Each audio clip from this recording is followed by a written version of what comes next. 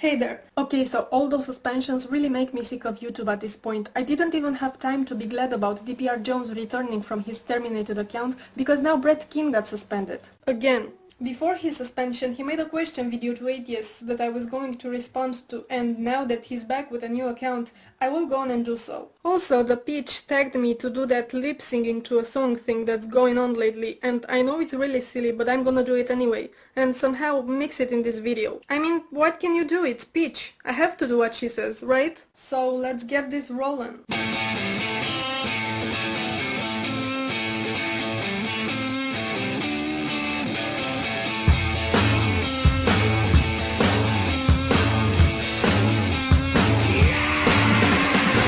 Where do you get your morality from? Please explain your morality. I think we construct our moral values basing them on reason, by analyzing the consequences of our actions, by thinking in the terms of what kind of world would this be if every single person was allowed to do this action. For instance, I don't think that any reasonable person would want to live in a world where, let's say, rape or murder were permissible and considered normal, something that everybody could just do. As for me, on an individual level, I apply the same logic. For example, I wouldn't like to be cheated on, so I'm not a cheater. Why do you accept evolution? Explain how you came to your conclusions. There's really not much to explain.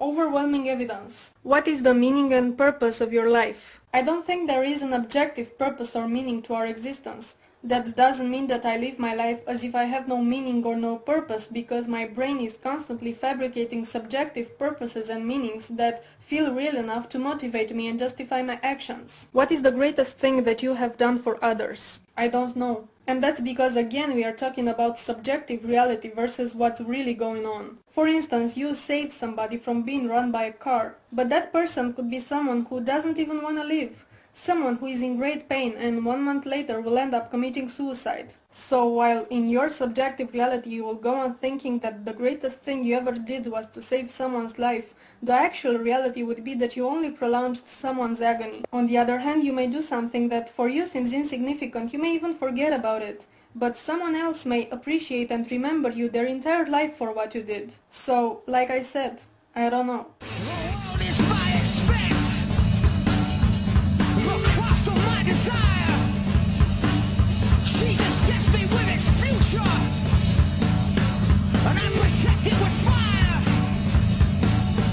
This is a funny one. Would you kill for atheism? Yeah, sure. Actually, I'm planning my next killing spree right after I finish filming this video. No, of course I would not. Why are you an atheist and consider your position valid? The idea of an intelligent, omniscient, all-knowing, all-powerful being controlling the universe, to me at this point, is absurd. And the idea that such a being has human-like attributes, wants to be worshipped and is very concerned with who is working on Sabbath day is beyond absurd. There is no proof for such thing and no logical reason to believe in such thing once you really start thinking about it. If you died and discovered that a God exists, what would you say to he, she, it? I would probably just tell him, "Oh, so you're the one who created all this mess? Cause let me tell you something, you fail." Now gangsta style. Your ass failed, fool. Emo style. I don't know why, but I just have this feeling that you failed. Preppy style. Like, dude, oh my god, you totally like failed and stuff. Gangsta style, the hardcore version. I ain't trippy, motherfucker, cause you failed, yo.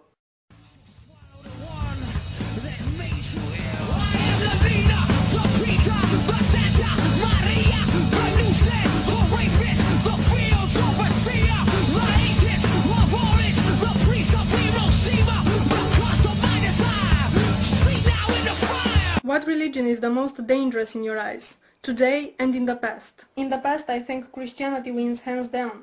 As for today, I would have to say Islam. And that's mainly because of the Islamic countries where there is no separation between church and state. I mean, that shit is dangerous. Name 3 peaceful religions that you have no issue with. Buddhism, Wicca. I think one of their first commandments is harm none and do what you will. Oh, and of course Jainism. I mean, all those Muslims claiming that Islam is the religion of peace?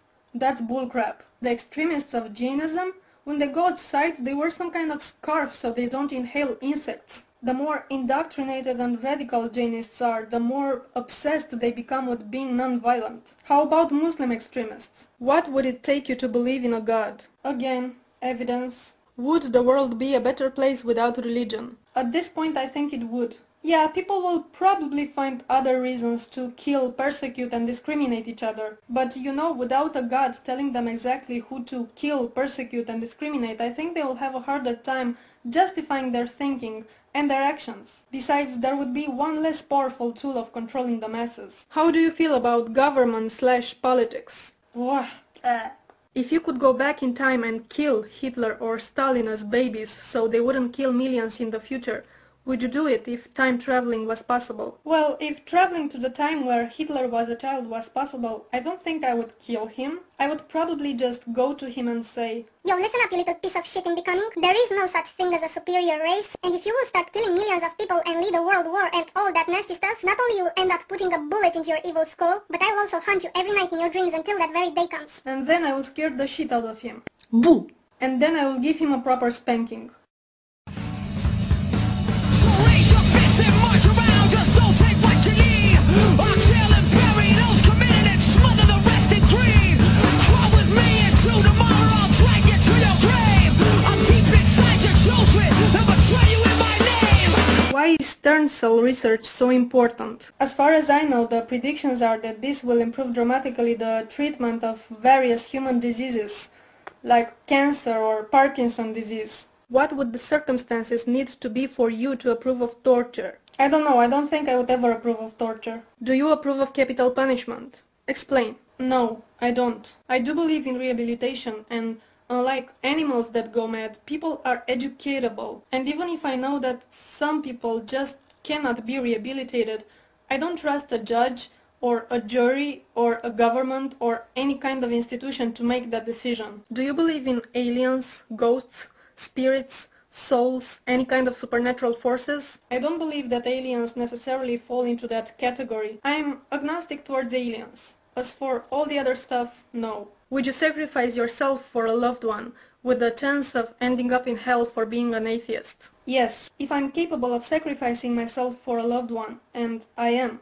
I will not take into account what will happen to me. That will kind of defeat the purpose. But I will admit that I may think this way because at this point for me it's just impossible to even consider the idea that there might be a hell in some kind of afterlife. Explain in detail the process of death. The shutdown of all biological functions, cardiac arrest, respiratory arrest, termination of the electric activity in the brain. Have you ever been dead? If the question was, did you ever die, I would have said no. But since the question is, have you ever been dead, and for me being dead equals non-existence, I could say that I have been dead for 4.5 billion years before I was born.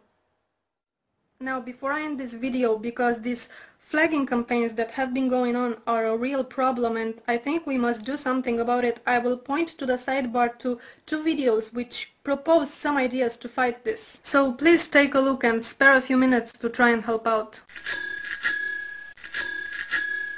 In Mandem style, you fail, fucktard. Community channel style, your mom fails.